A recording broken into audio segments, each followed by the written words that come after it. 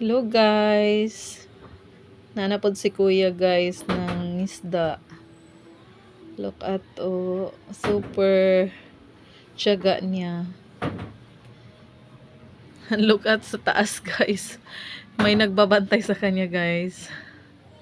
Oh, so amazing. May langgam.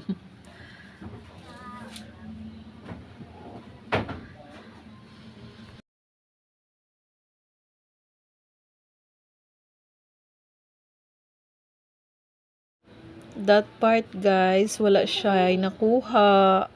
Oh, try again kuya.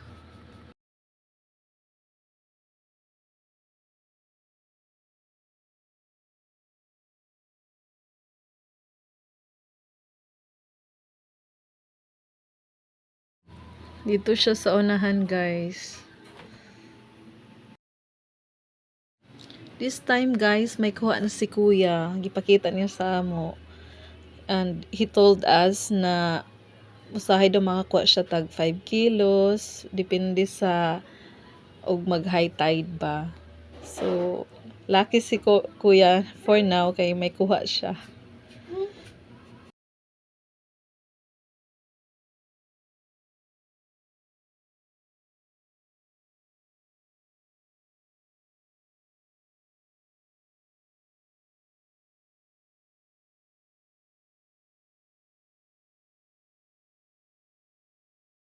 So, good luck kuya. Hope you can catch more fish para may pambili na ng bigas. Thank you for watching guys. Bye.